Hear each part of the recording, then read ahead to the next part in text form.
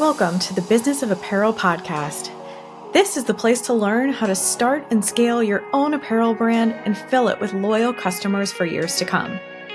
I'm your host, Rachel Erickson, owner and CEO of Unmarked Street, and I can't wait to share this episode with you. Welcome back to the Business of Apparel podcast. In today's session, I had asked a small community of ours to send over some questions so we could do a Q&A podcast session. And what was really interesting was that the series of questions that ended up coming in from this small community was very much along the same theme or the same lines. And so I'm going to start here just by reading through the key questions that we're going to answer today. And then I want to talk a little bit about we'll get into it. Let's just start here. Let's start with reading the questions. And then what I'm going to do today is answer all of these questions, but I want to kind of talk about it first. So the questions that we're going to answer today, number one, how have you become this big as a company? Number two, how did you grow your team so fast and grow your company so fast? Number three, how have you reached 15,000 followers on Instagram? Number five, how did you get the courage to start a podcast for your brand? Oh, sorry, I can't count. No, this is number five. Where did you get your media training? And number six, how are you so successful at this point in your business? Now, these clearly all have a very similar theme. This has happened to us throughout the last year or so, even when we get on calls with potential clients. I think they're kind of trying to gauge how we became or how we got to the point that we got to and currently are here at Unmarked Street and the Business of Apparel. And I want to just start by saying, number one, success looks different to different people, right? So what a lot of these people in our community are kind of viewing as big success for Unmarked Street, I kind of view as us just barely getting started. And I will answer all of these different questions in detail today to let you know kind of how we've gotten to this point and how I feel like we've been able to succeed to this point of Unmarked Street. But I just want to throw out a caveat of these questions kind of almost always make me laugh a little bit because I personally feel like we still have so much more room to grow. I feel like we're barely scratching the surface of reaching our community. We're barely scratching the surface of being able to help as many brands as we want to help. And there's so much more in store for what we have planned for this company and this brand that it's not that I take this as a funny thing. Like, it's not like I laugh at this in a maniacal way or anything, but it almost makes me chuckle that people kind of have this mindset toward our company that we've hit it really big in such a short amount of time. When for me and the kind of ambition that I have for this company and this brand is that there's still so much more to do and so much more growth for us. So I just want to throw that out there that success is defined differently by everybody. And so what you might see as success might be someone else's beginning or middle. And you need to kind of understand that you need to define your own success for your own brand. And that's what I'll get into a little bit here later today so that we can talk about how I have gotten to this point in the brand. But I want you to understand that success looks different for everybody. And so thinking that someone has already made it big, just 3 years into their business might not necessarily be the way that they define their own business. So throwing that out there, something for you to think about as you're kind of, building your career or building up your own brand. Okay, so to answer some of the questions, how have you become this big so far in your business? When I started Unmarked Street, there was kind of an expectation in my head and on my business plan that we were going to be a $15,000 a month freelancing company. That's what I felt like was just a baseline for what I expected the company to be able to do.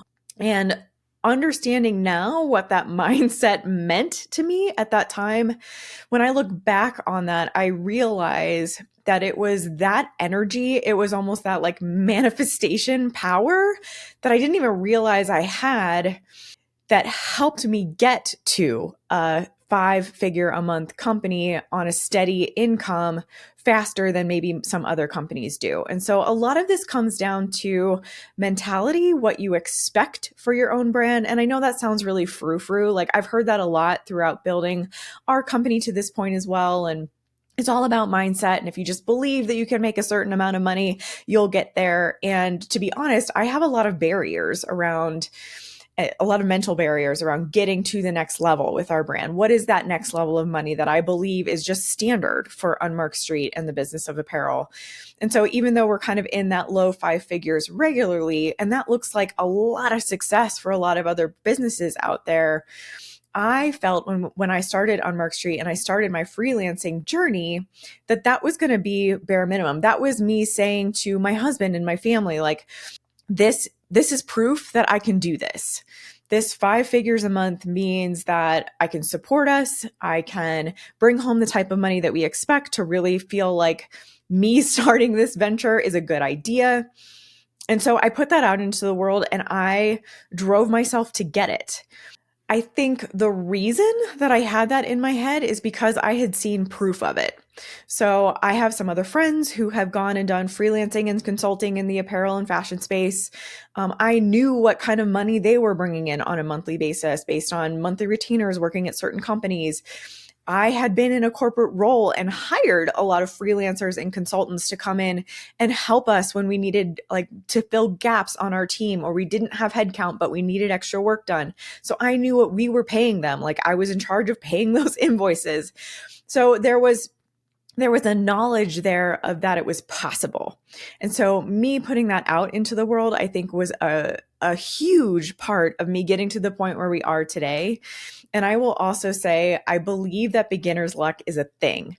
I've read some books about this where it says, you know, the universe or God or however you want to talk about it will kind of push you in the right direction by showing you some beginner's luck. And so if you are starting a new brand, you're starting a new venture, you're going out on this new journey with your idea, and you start to get some initial wins, you start to really see that you could succeed at this. I consider that beginner's luck to kind of show you you're on the right path, stick with it. This is how good it could be. Keep going. And so that is just 100% what we have done here at Unmarked Street. We had a really good 2022. 2023 and 2024 have been a lot tougher for us as a brand. There have been a lot of layoffs in the apparel and fashion industry, and we have been a big part of that. When brands decided to lay off team, contractors were the first to go. And so we lost a lot of big contracts in early 2023. We have been trying to get back to a place where we were at the end of 2022 since then. Now, that being said, we've had a really good, steady client base and we've had a good, steady income throughout that time. We continue to be a 5-figure-a-month company, but I want us to start seeing growth from here. I want us to get back to a place where we were a healthy 5-figure-a-month company. We weren't kind of scraping by. I want to hire new team members. I want to support new team members with promotions and raises. So there's a lot that I want to be able to do over time, but I think a lot of it comes down to mental, like your manifestation of what is possible for you and what is just baseline for you. I read about this a lot with Amanda Francis. So Rich as Fuck is Amanda's book. I've actually listened to it as an audiobook several different times, and I always get something new from it. But her book talks a lot about like just putting out into the world, like getting into your own body and your own mind and kind of your own psyche of like what is baseline for you. And so for you to see a 5-figure-a-month company or a 6-figure-a-month annual recurring revenue company as a success, try to find a way to break through that mental barrier and set that as your standard. So that's kind of I know that's really, again, that's really frou-frou, but that is my frou-frou advice for you today on that. Work on your money mentality a little bit. It's something that I continue to work on every single day, and try to get yourself to a point where that becomes just your baseline. And I will say that will probably make a really big difference for you. So, how did you grow so fast? And most people mean this in the way of like hiring team, becoming an agency, building out something bigger than just me being a freelancer. When I started on Mark Street, that was my vision, right? Like I was going to be a freelancer. I was going to go work at different brands and have them, pay me to do projects or pay me to come on as a team member on like a monthly retainer scenario. And quickly, I had, again, probably because of that mentality that I was like, I need to get more clients on the books. I need to get more clients on the books. I need to be making this kind of money. That's a baseline for me. I had so many different clients coming my way that I couldn't handle the workload. And I was starting to get into career coaching at the time. I've told this story before, so I apologize if you're hearing it again for a second or a third time. And the first bit of information that I was given by this career coach was hire as soon as you possibly can. Start delegating some of this work that you either don't like to do, aren't an expert in, or are not good at. So when I started to get so much work on my plate, I knew I needed to hire some people to come on and help the brand in the way of client support. I wanted to make sure that we were serving every single client who came into Unmarked Street with the highest level of customer service and the best technical design and development capabilities that they could find in the world. Like I have absolute 100% trust that our team gives the best service to our clients and we do the best work in the industry. I'll just say that right now. And so hiring was something that came really fast for me because I needed it. I couldn't give that level of service to every single client who was on my books by myself. I was spreading myself way too thin. And so I had to bring people in to help me. And so that was how we grew as fast as we grew. I needed it. I needed to be able to have people on the team. And so all of a sudden, within just 6 months of us starting the company, we were a team of 3 different developers. And then we started hiring for external roles like marketing and social media. So over time, we became a 4-person team. That has fluctuated over the last couple of years. We started hiring people in, I think, April or May of 2022. Now, near the end of 2024, we are still we're a multiple person team now. So Jeremy at Box 7 Media and his team helped me produce my podcast. So that's one.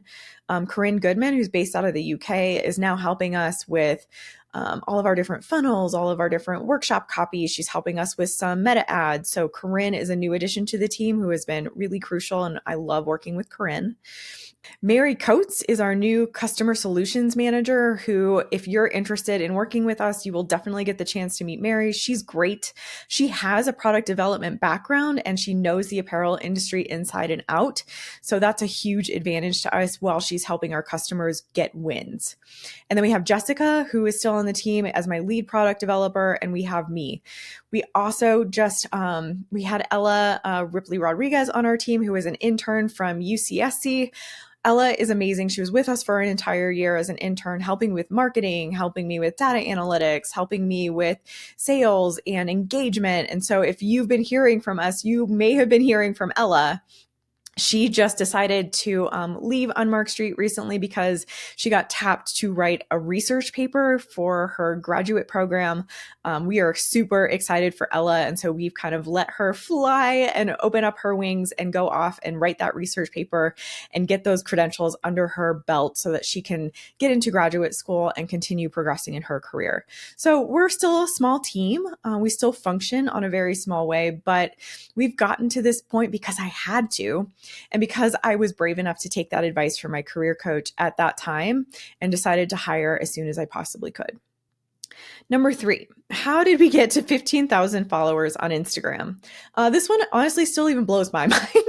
The fact that we've gotten to this point. My goal this year in 2024 was to hit 10,000 followers by New Year's Eve. And we've obviously exceeded that. And again, that is a lot up to Ella. So Ella has done a great job engaging with our community over on Instagram. And it comes down to that. So we put out content every single day on Instagram, and our content is mostly about teaching. So as much as we possibly can, we are giving away all of the knowledge that's in our heads to you for free through our Instagram reels, through our different posts. We do some carousels. We do as much as we can to kind of add value to our account.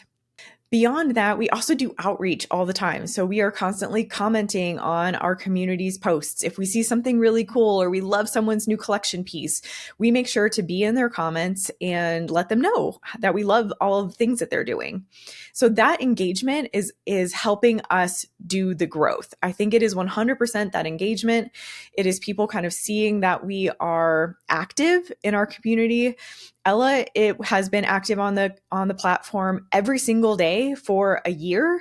And I am taking back a lot of that work now personally. So if you're talking to me on Instagram right now, you are talking to me personally. I am DMing with you. I am writing all of those comments. If you comment on my post, I am the one liking it back and replying to you. So all of that is kind of how we have grown our Instagram community a lot. It takes a lot of effort, a lot of time, and we love our Instagram community. So it's easy for us to be over there and enjoy it and make it kind of a priority for our brand. So I would say putting out great content that adds value to your community and then engaging with that community on a regular basis is the way that you can grow your Instagram following to a pretty big number pretty fast. Number 4 on here is, how did you get the courage to start a podcast? So this one again makes me chuckle just a little bit because when I think about starting my podcast, I actually think it was the opposite of courageous. And a lot of people, when they come on as like guests on the podcast, get really nervous. I know there's like a lot of butterflies. There's a lot of anticipation. You don't know what to expect. When I was exploring different ways of like getting my message out there, getting my knowledge out into the world, I got really nervous thinking about all of the different ways that I might need to network in person. I'm a very introverted person, believe it or not. I prefer to be at home with my blanket on the couch, sitting next to my husband, watching a great movie. And the idea of needing to figure out how to network more, get my face out there more, be visible more, be on camera more was daunting. So the idea of a podcast felt really intimate to me. It felt almost like a shortcut to being visible and getting my message out to you in a better way, because honestly, I get to sit in this room by myself and I'm talking to this camera, yes, and I'm talking to you, yes, but it felt like a very introverted way for me to make that progress as a brand owner or make that progress as a podcast host. So when people ask me, how did I get the courage to do it? I actually feel like it was the opposite of courage. It was me trying to find a way to kind of nurture that little introverted version of me who didn't want to overextend myself into too much extroverted work, if that makes sense. I've taken like DISC assessments and lots of things in the past, and the mediators who come in to help you kind of run those assessments, especially if you're doing it as a team at a company, will say, when you are outside of your box, like for DISC example, like you can be a D, I, S, or a C. If you like recognize yourself as a D, which is dominant basically, which is what I end up recognizing myself as. That was what my test results actually came back as.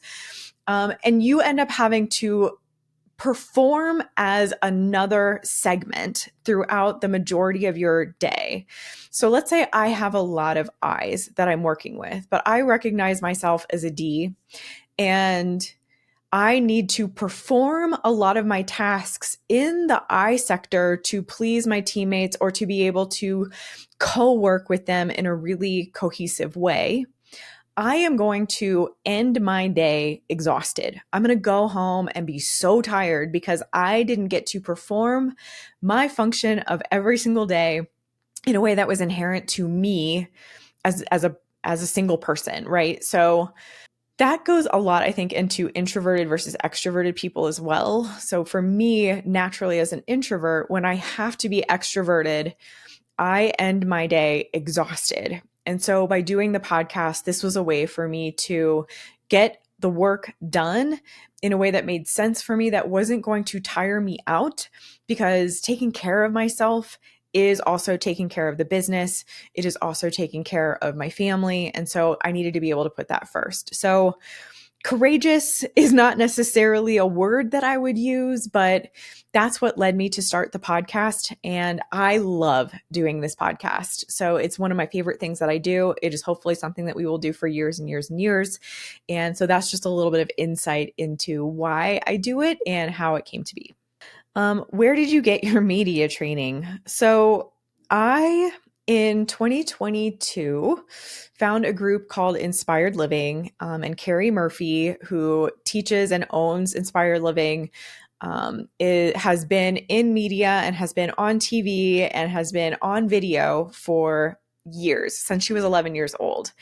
And she teaches an amazing program called Confidence on Camera. And it's a free week-long workshop where she's going to give you challenges every single day to get yourself on camera and then put it into like a private Facebook group so that just you and the other people who are in this workshop are only seeing each other's videos. You don't have to put it out into the world yet.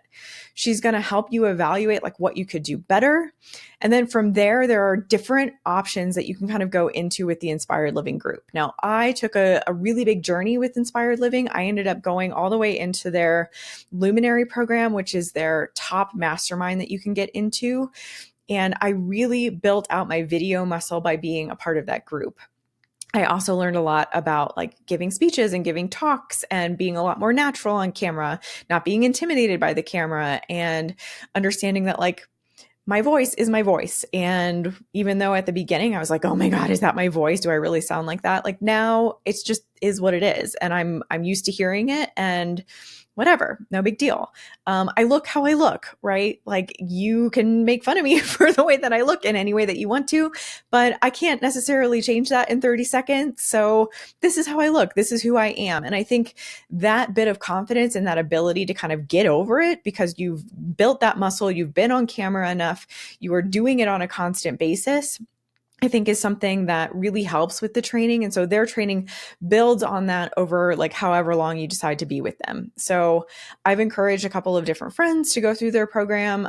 You can check them out. I really love their free workshop. If it's then something that you really enjoy, you can decide to move forward with them if you want to. But I think that free workshop was a game changer for me in learning that like I knew I needed to have a presence on camera. And I needed to hone that skill. I needed to kind of build that muscle. And so that is where I got my media training. And that is where I've kind of learned to be on camera in a really present way. Last but not least, how have you become so successful as a brand? Again, this is very similar to, I think, a lot of the other questions that we've gotten here. And again, I'm just going to say, I think success is defined very differently by different people. So I will say that I think the success we've gotten as a brand is because we truly, like, I am not shitting you, like truly, my purpose is to help brands figure out how to grow. As simple as that. Like, I am not out here for the money necessarily. Like, yes, I run a business and we collect funds. And I need to be able to pay myself. I need to be able to pay my team. We have lots of different apps and software solutions that we need to be able to pay for. And so, yes, we are not like a nonprofit out here helping brands for no money, but it's not about that for me. I have a set of skills and I have a certain amount of knowledge in my brain about how the apparel industry works and how it doesn't work when it's not run properly. And I've unfortunately seen so many brands not have the information that they need. This is 100% why we're out here. And so I think we have success because the clients who choose to work with us and bring us on and pay us a monthly retainer reap the rewards of that service that we want to give them tenfold. They hire us to come in and do tech packs and fittings, say, and we end up also giving them line planning. We end up giving them design help. We end up giving them brand audits and line reviews and team manuals and processes and team meetings. And we show them how they should be run. There's so much that we end up layering on top of what you essentially hire us to do, because that's just how we work. And we know that by combining all of those different things together, you are going to get the most success and the most growth out of that. So it doesn't make sense for us to kind of pull back on all of that. We love to see our brands succeed. The partners that we have, the clients that we have, we become really good friends with. We build relationships with them. They become almost a part of our business family. And so when they succeed, we feel like we've succeeded. And because of that, we end up giving a lot. And that, I think, is what leads us to the success that we have, because there's a lot of authenticity there and there's a lot of additional giving that ends up coming in on the back end, regardless of what you hire us for. So again, if you are thinking about becoming a fashion freelancer or you want to start your own consulting agency, I think that is what it's all about.